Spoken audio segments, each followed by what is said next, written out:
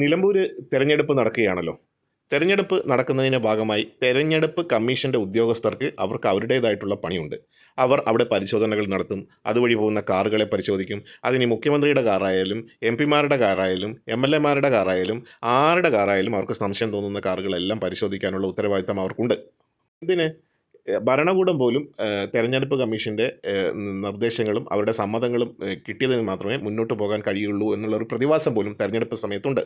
എന്നാൽ ഇതൊന്നും തങ്ങൾക്ക് ബാധകമല്ല എന്നാണ് തമ്പ്രാക്കൾ പറയുന്നത്. ആരാണ് ഈ തമ്പ്രാക്കൾ? ഷാഫി തമ്പ്രാനും രാഹുൽ കൊയ്ത്തമ്പ്രാനും. ഇവന്മാരുടെയൊക്കെ വിചാരം എന്താണ്? ഞങ്ങൾ ചോദ്യം ചെയ്യപ്പെടാനാവാത്ത തമ്പ്രാക്കളാണ്. ഏതെങ്കിലും കാലുപിടുത്തക്കാരോ പെട്ടിയെടുത്തക്കാരോ നിങ്ങൾക്ക് തലയിൽ വെച്ചുകൊണ്ട് നടക്കുന്നുണ്ടെങ്കിൽ ജനങ്ങളുടെ മുന്നിൽ നിങ്ങൾ വെറും നിലവാരം കുറഞ്ഞ കോൺഗ്രസ്സുകാരാണെന്ന് ഈ നാട്ടുകാർക്ക് മുഴുവൻ അറിയാം. അതുകൊണ്ട് ഈ നാട്ടിലെ സംവിധാനം മുഴുവൻ, തെരഞ്ഞെടുപ്പ് ഉദ്യോഗസ്ഥരടക്കം എല്ലാവരും നിങ്ങളുടെ മുന്നിൽ കുമ്പിട്ട് വണങ്ങി നിൽക്കുമെന്നാണ് നിങ്ങൾ സ്വയം കരുതിയിരിക്കുന്നത്.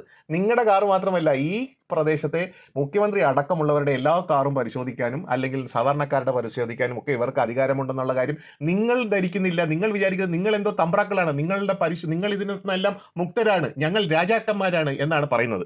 അങ്ങനെ ഇരിക്കുകയാണ് നിലമ്പൂര് ഇവന്മാരുടെ കാറ് പരിശോധിച്ചത്. രണ്ടും കൂടെ പോകുമായിരുന്നു. അപ്പോൾ കാറ് പരിശോധിക്കേണ്ട കാര്യം അവർക്കുണ്ട്. എല്ലാവരുടെ കാറും പരിശോധിക്കേണ്ടതുണ്ട്. LDFൻ്റെ കാറും പരിശോധിക്കുന്നുണ്ട്. കെ രാധാകൃഷ്ണൻ MP-യുടെ കാറും പരിശോധിക്കുന്നുണ്ട്. അങ്ങനെ ഒരുപാട് കാറുകൾ അവർ പരിശോധിക്കുന്നുണ്ട്. അതിൻ്റെ ഭാഗമായി യവന്മാരുടെ കാര്യം പരിശോധിച്ചപ്പോൾ ഇവന്മാർ ഇറങ്ങി പറഞ്ഞ കുറച്ച് കാര്യങ്ങളുണ്ട്. അതൊന്നും നമുക്കൊന്ന് കേൾക്കാം. പരിശോധിച്ചതിന് പിന്നാലെ വാക്കേറ്റം. തെരഞ്ഞെടുപ്പ് ഉദ്യോഗസ്ഥരോടും പോലീസിനോടും കയർത്ത രാഹുൽ മാങ്കൂട്ടത്തിൽ. എന്നിട്ട് ഇയാളെ കണ്ടിട്ട് നീ പെട്ടി തുറക്കാൻ പറഞ്ഞില്ലേ? മനസ്സിലായില്ല എന്നുള്ള അഭ്യാസം എടുക്കല്ലേ? എല്ലാം കൂടെ വേണ്ട, രണ്ടും കൂടെ വേണ്ട. CPM-ന്റെ പണി ചെയ്യുമ്പോൾ അത് ചെയ്താൽ പിന്നെ ഉണ്ടാക്കാനും കൂടെ വരണ്ട. ഞങ്ങളെ സൂചിപ്പിക്കാൻ നീ വരണ്ട. എന്നിട്ട് കൈ വെച്ചിരുന്നാൽ മതി. നിന്റെ സർവീസിനുള്ള പാരിതോഷികം തരാം. ഉണ്ടാക്കാനും കൂടെ വരണ്ട. ഞങ്ങളെ സൂചിപ്പിക്കാൻ നീ വരണ്ട. എന്നിട്ട് കൈ വെച്ചിരുന്നാൽ മതി. നിന്റെ സർവീസിനുള്ള പാരിതോഷികം തരാം. എന്നിട്ട് കൈ വെച്ചിരുന്നാൽ മതി. നിന്റെ സർവീസിനുള്ള പാരിതോഷികം തരാം. എന്നിട്ട് കൈ വെച്ചിരുന്നാൽ മതി. നിന്റെ സർവീസിനുള്ള പാരിതോഷികം തരാം. കേട്ടല്ലോ, തമ്പുരാൻ പറയുന്ന കേട്ടല്ലോ, രാഹുൽ കൊയ്ത്തമ്പുരാൻ പറഞ്ഞ കേട്ടല്ലോ. ഷാഫി തമ്പുരാൻ്റെ മുന്നിൽ വെച്ചാണ് രണ്ടുപേരും കൂടെ ഉദ്യോഗസ്ഥരെ എടുത്തിട്ട് മേയുകയാണ്. എന്നിട്ട് പറയാണ്, നിന്റെ കൈ വെച്ചോ, നിനക്ക് ഞങ്ങൾ പാരിതോഷികം തരാം, നിന്റെ സർവീസിനുള്ള പാരിതോഷികം തരാം എന്നൊക്കെയാണ് കൊയ്ത്തമ്പുരാൻ്റെ അട്ടഹാസം. യവനൊക്കെ ആരുടെ ഇവൻ?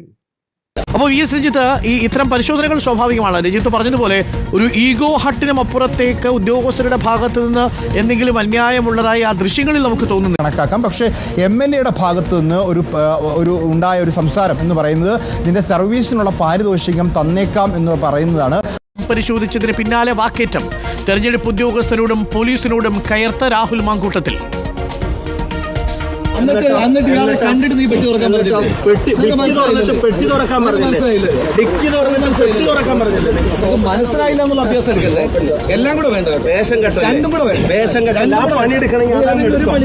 പിന്നെ ഉണ്ടാക്കാനും കൂടെ വരണ്ട. ഞങ്ങളെ സൂചിപ്പിക്കാൻ നീ വരണ്ട. എന്നിട്ട് കൈ വെച്ചിരുന്നാൽ മതി. നിന്റെ സർവീസിനുള്ള പാരിതോഷികം തരാം. ഉണ്ടാക്കാനും കൂടെ വരണ്ട. ഞങ്ങളെ സൂചിപ്പിക്കാൻ നീ വരണ്ട. എന്നിട്ട് കൈ വെച്ചിരുന്നാൽ മതി. നിന്റെ സർവീസിനുള്ള പാരിതോഷികം തരാം. എന്നിട്ട് കൈ വെച്ചിരുന്നാൽ മതി. നിന്റെ സർവീസിനുള്ള പാരിതോഷികം തരാം. എന്നിട്ട് കൈ വെച്ചിരുന്നാൽ മതി. നിന്റെ സർവീസിനുള്ള പാരിതോഷികം തരാം. സർവീസിനുള്ള പാരിതോഷികം യവൻ കൊടുക്കുമെന്നാണ് പറയുന്നത് കേട്ടാ.